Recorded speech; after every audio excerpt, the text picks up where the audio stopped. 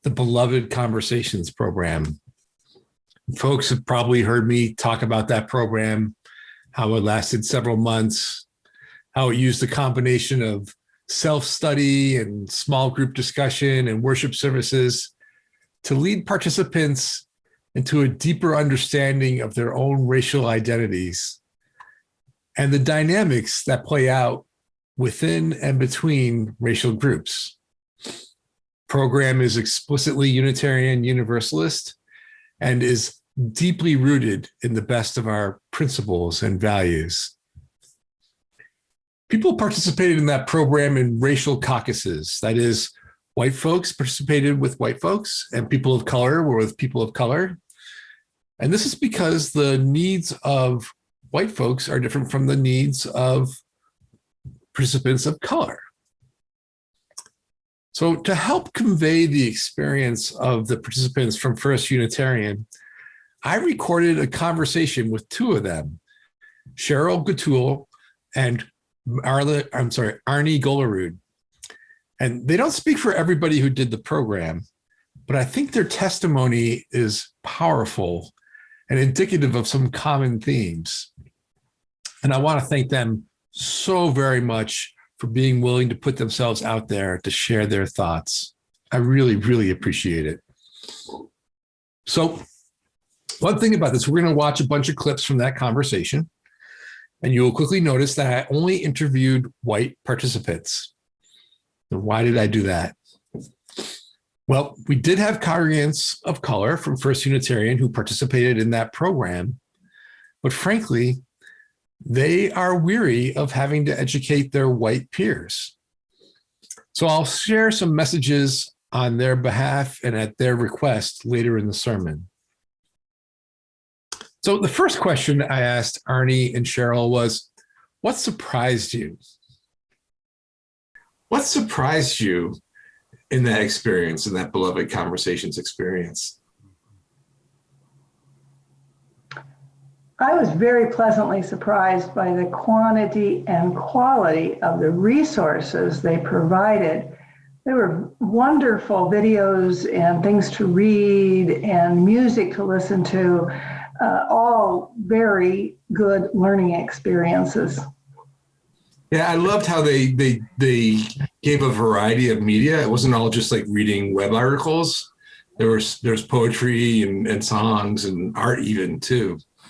So they really understood the variety of learning styles, which I guess speaks to their understanding of cultural difference, you know? Mm-hmm. How about you, Arnie? So the first thing that I think really surprised me about this, and I don't know why it surprised me, but it surprised me about how hard it was. It was very, very difficult. Hard how?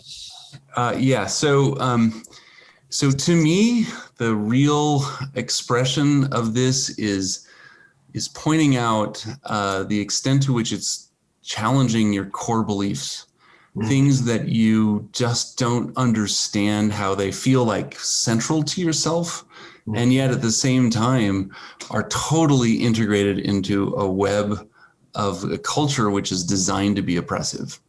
And I mean, I can read all I want about it, but again, it was an amazing set of resources, but really embracing that this is one of the hardest things I've ever done. I've studied a lot of hard topics that other people that maybe aren't quite as hard for me as maybe other people, but this to me was really hard. Were you surprised by the way it challenged what you understand as your identity? Yeah. And I think actually one of the things that I think was most interestingly challenging about it is, so this is a UU group. And I don't know, I mean, we're all UUs and we often feel like, oh yeah, I'm a UU. Yeah, go me. I'm socially just, I'm awesome. I'm dig dug great because I'm a UU. And this is not about how great we are. This is 100% not about how great we are at UUs, that all white people have a ton of stuff to work on. And I was really moved by the stories of these people who, I mean, you know, some of the people who are talking to us have been working in racial justice for decades, right? And they are telling us right now, they are embarrassed of how they have been in previous decades, right? These are people who, for whom this is their whole life, and they're still working it out. And I think that, to me, is a huge testament to just how challenging this is from a perspective of who you are and how you interact with the world, and the kind of damage you do without knowing it. And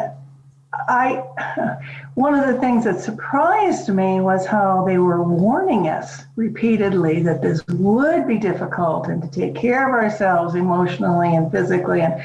And I kept waiting for the ball to drop and to feel so bad. And I didn't, but I think, and I hate to say this as a generational sort of thing, but I lived through the 60s. You know, I've been living this reality for a long time. Mm-hmm. And I've been working on it for a long time. I have a long way to go, but it didn't surprise me, what I was hearing. It just made me sad sometimes. But I felt it was very important to hear it and reconsider it or consider it anew.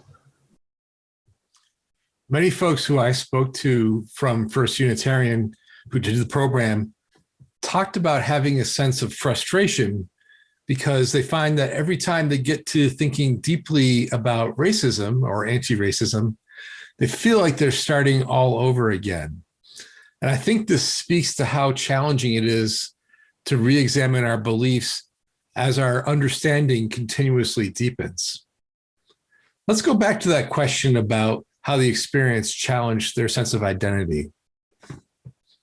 The good thing is, though, we're recognizing it now. We've learned more, and still have way more to learn. But it's hitting us in the face now instead of just going along and saying, "Oh yeah, that's the way it is," and we want to do something about it. Yeah.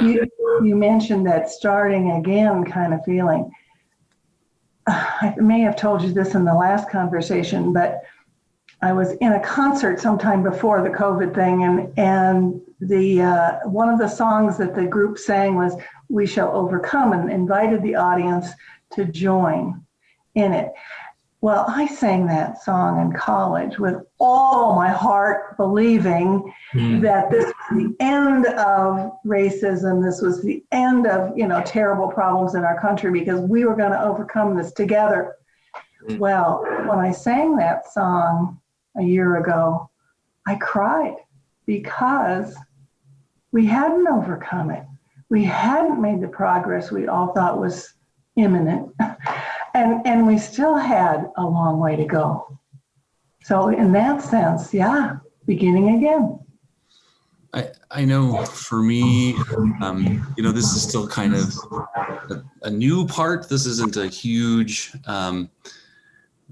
this has not been the focus of my life. And it's kind of interesting to, I've long had, I'll get to that probably later, but I've long had this, I grew up in an academic community, university setting, and to me, it was extremely open and multiracial, multicultural. People from all over the world were studying together, and I felt like this real, but that's kind of a lie in university settings, because it's a very special kind of person. They have to have adopted a whole lot of white supremacy before they're permitted in that wall, which is hard to see.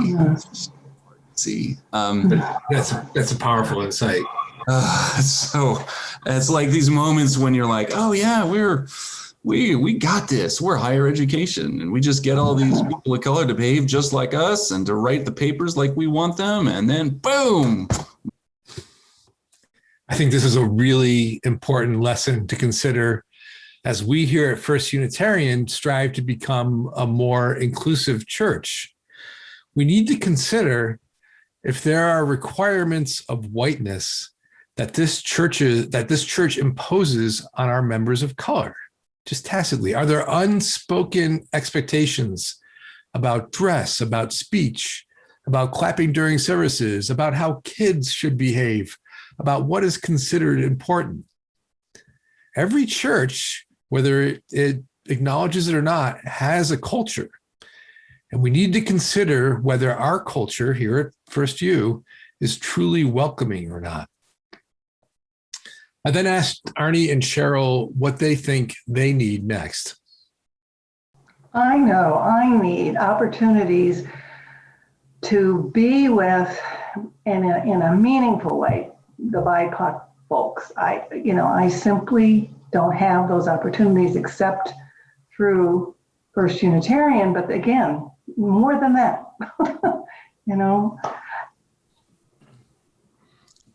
Yeah, I totally agree with you. To me, the question is, how do I have authentic relationships with people of color? Not me coming in and say, hey, I heard that we're oppressing you. I'm on your side. There was some amazing statements. There was one of the most moving things to me was an interview with, the thing he hated the most was when a white person came up to him and said, I'm your ally, right? Of just how awful that is, and how awful it is when you have the liberal, white, well-meaning white people coming and said, I am, like, that specifically is as bad, if not worse, than the people who are explicitly avowing racism, right? That's us. That is us. That he does not want to talk to us because we are awful. So Arnie is referring to an interview between Resmaa Menakem, who is the author of the fantastic book, My Grandmother's Hands, and Robin DiAngelo, who everyone knows from the white, oh gosh, I'm spacing on it. Everyone knows Robin DiAngelo. So, but when a white person, regardless of their intentions, approaches a person of color and leads with, let's talk about race, what that white person is doing is saying to that person of color that they only see their skin color, or that their skin color defines who they are. It flattens them into one specific part of their identity. It's dehumanizing, no matter what the intentions are. So let's go back to the conversation. I was gonna say, I think our culture, and I think about this in terms of like racial relations, and I do actually have a lot of folks at my workplace that are of various races, not anything representative of the breakdown of America, but yes, there is definitely. But in my personal life, in my church, in my friends, in my neighborhood, no, right? This is that moment when you realize culture and your own choices have made it, have walled you off. And so how do you unshackle that and make it be authentic?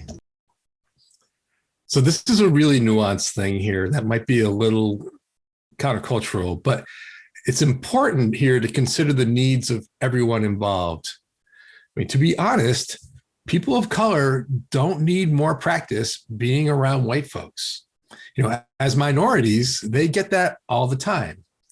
And as I've mentioned before, it's not their job to make white folks feel comfortable or help them understand or make them feel woke, whatever it is. Here's a really important thing that I believe deeply. Being an anti-racist church isn't about being a diverse church.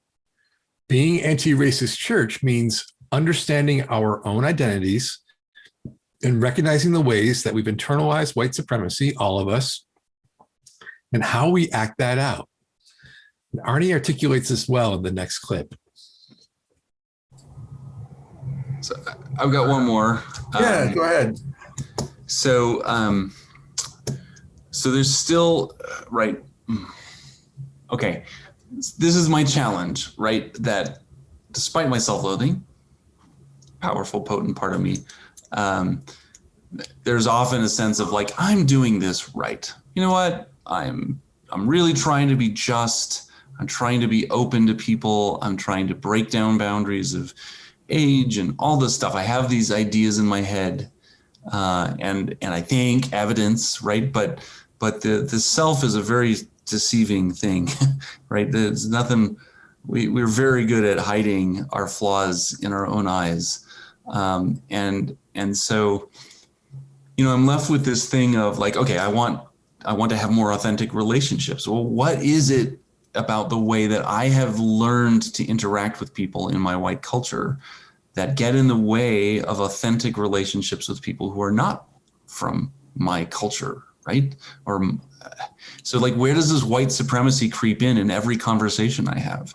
How am I talking right now in ways that are embracing white supremacy that I cannot see? I think that's really well put, Arnie. The work of anti-racism has many pieces, many elements, but it includes interior transformation. It means examining our own lives in relation to others. We need to ask ourselves, how can I be transformed so that my relationship with others can be more healthy for all concerned? Well, I then asked Cheryl and Arnie how they think we should proceed as a congregation. Well, I'm hoping all 35 have ideas on this score so that there's a multitude of things we could think about, plan, try. So I guess there's two things in particular that I think about. And I think about, again, these moments that I've had these interactions and these statements by people of color in our own congregation who are realizing it's like they're being permitted to understand how much they are uncomfortable and how much our culture is not welcoming to them, and that they're used for reasons deeper than our community. And that is awful to me, right? That shock of realizing how we can be with people of color. Again, it's like beloved conversations where we're like twigged in, right? I mean, we're liberal, educated, blah, blah, blah, whatever you want to say. We're the good whites. I just said that. But this training, beloved conversations, is about how we're not, right? How our community has a long ways to go. And so, what do we need to do to be authentically an authentic place where a person of color is comfortable and feels welcome? And can't even see how we're not, right? That's the real challenge. So that's one thing. And then one other thing is that it became a mantra almost in this class, is this wonderful discussion about being a brave space over a safe space. And I don't know, certainly I feel for myself and many other people I know, they come to UUism as a refuge from a society that they feel has very much not welcomed them. And I love that. The UUism as a refuge is a beautiful thing, but I need to be at the next level where we are willing to let ourselves be transformed by it, instead of just finding it as a nice haven where we can feel sheltered. It actually calls us to something bigger. And learning how to be is something we don't necessarily know by default. Arnie's powerful comment reminds me of the Unitarian Universalist hymn, Bring Many Names. There's a line in one of the stanzas that goes, young growing God, eager still to know, willing to be changed by what you've started, willing to be changed by what you've started. It's a question we all need to ask ourselves as we move deeper and deeper into racial justice work. Are we willing to be changed by what we've started? Well, I've been charged by our People of Color Caucus here at First Unitarian to convey an important message. I've been asked by them to carry this message because the congregants of color in this congregation correctly see white racism as a white problem. So I'm speaking now with humility and love as a white person to the white members of this congregation. They want you to know that it's hard to be a person of color in this congregation. It's hard to be a person of color in this congregation. It's a lot better than it was 20 years ago, but to enter our spaces as a non-white person is to encounter microaggression after microaggression. Congregants of color sometimes feel like their identities are minimized on the one hand, while on the other hand, sometimes they're asked to speak for the entire Black or Latino or Asian community. They're tired and they're sometimes angry. You know, in church, we invite people to bring their whole selves, their most vulnerable selves to the sacred space. And when someone carelessly says, "Oh, I don't see you as Latino," it hurts to the very core. It's a powerful vulnerability and a powerful risk. Our congregants of color love the Unitarian Universalist life-affirming theology, but the experience of being in church is challenging.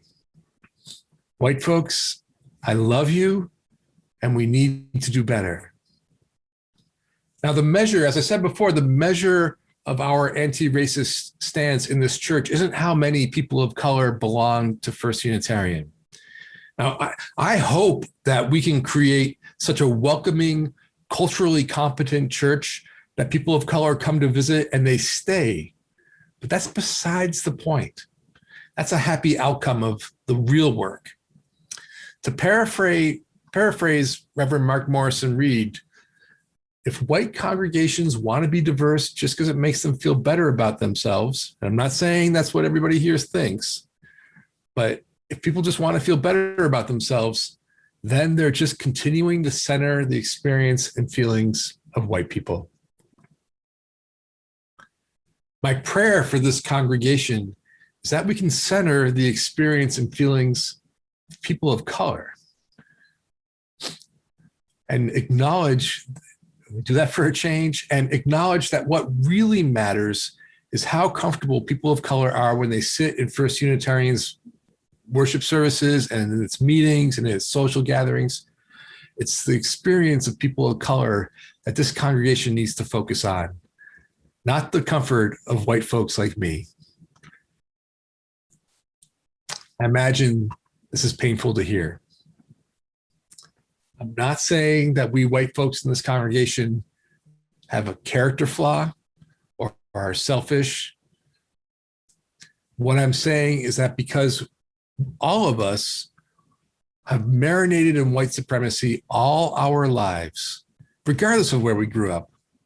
And because we marinated in that white supremacy, we have blind spots and we have habits unconsciously formed and still held to without our really knowing it.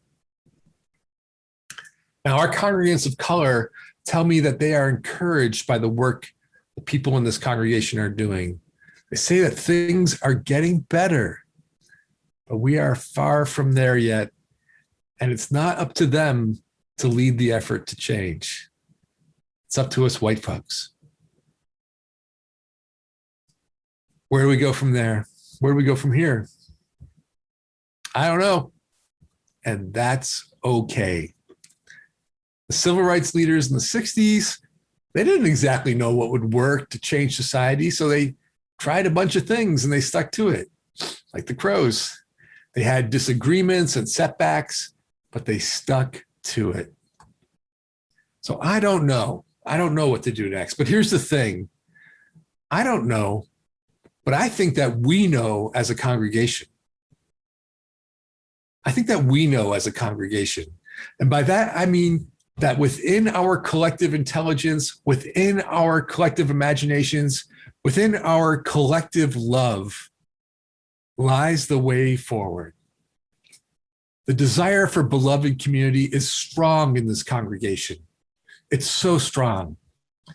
You know, and I know that inspired by our Unitarian Universalist values and motivated by that love for this community, that love for each other, that love of justice, we'll move forward. Well, in this, the title of this sermon, I promise joy, but at this moment, maybe the best I can offer is hope. So I asked Arnie and Cheryl where they find hope. Well, I think the fact that we can comprehend possibilities is hopeful. And the fact that there's a desire to do something. Oh, to me, I feel actually a huge amount of hope in the way it changes our own hearts. And you know, we've done a lot of, oh boy, I don't know. This is hard and it's really good. It's very important. I can feel that. And I can feel myself changing, right? And I can feel an openness to the kinds of things that people would say that were very challenging, and I was not necessarily willing to listen. And I know that has changed a lot, that I can hear it now. I just have to figure out how to let it land in a constructive way. And that's also hard. Yeah.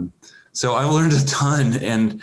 And I think maybe one thing I would say is, as much as I've wondered whether or not it was worth it, it's worth it. It is so worth it. And I don't know where it's leading me, but it's leading me to somewhere. I don't want this feeling to go away.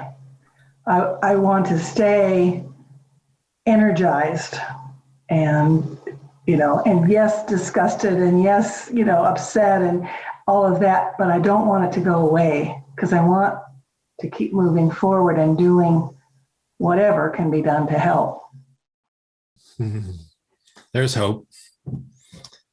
Hey, I want to repeat my thanks to Cheryl and Arnie, who put themselves out there so we could learn from all their experiences. They really took a big risk jumping into this messy and fraught subject, and I'm grateful for their courage and their candor. And if folks have issues with anything they said, I hope that they include me in those conversations. So I want to say seriously, thank you, Cheryl and Arnie. So in our reading today, we're reminded by David White, ironically, the poet, we're reminded that there are questions that have no right to go away. This is where we find ourselves now. It's hard, but there is so much beauty and grace in this work. May we continue to answer the questions that are asked of us. Amen, and blessed be.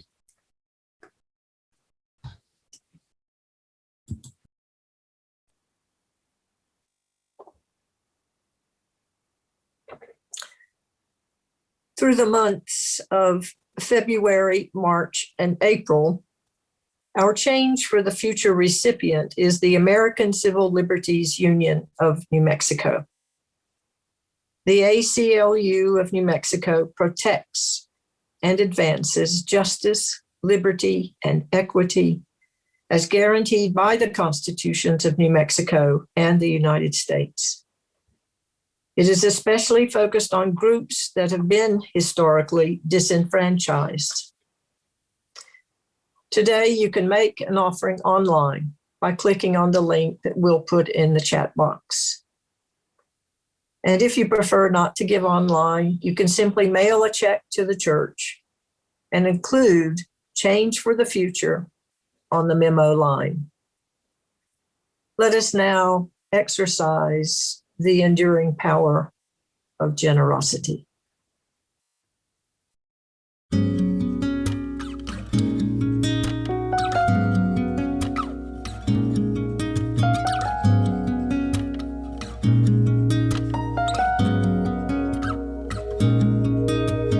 Building bridges between our divisions, I reach out to you.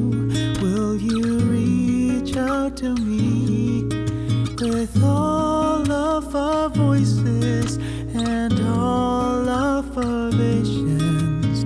Friends, we could make such sweet harmony.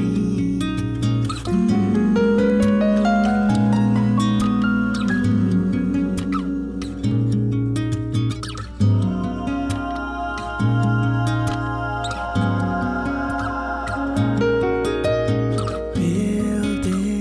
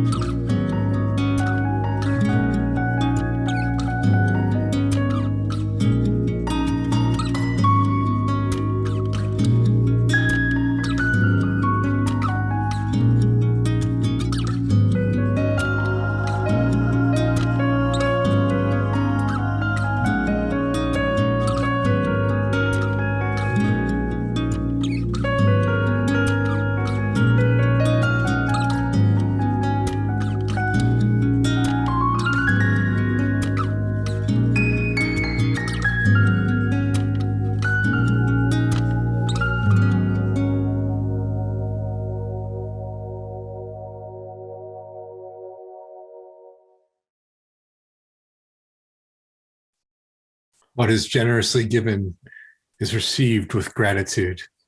Thank you on behalf of First Unitarian Church of Albuquerque, and thank you on behalf of the ACLU of New Mexico.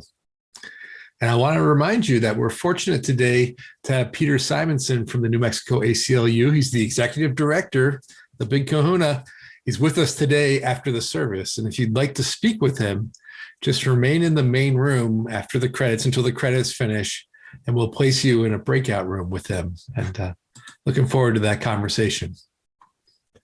Let's extinguish our chalices.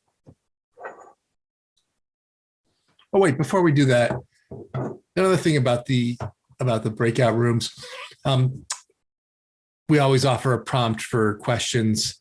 So our prompt for today is, what interior work do you need to do to become more anti-racist? What's the inside piece that you need to do to become more anti-racist? And I put that in the chat. Now let's extinguish our chalices. The desire for beloved community is strong in this congregation, inspired by our Unitarian Universalist values and motivated by love for each other. May we move forward as one.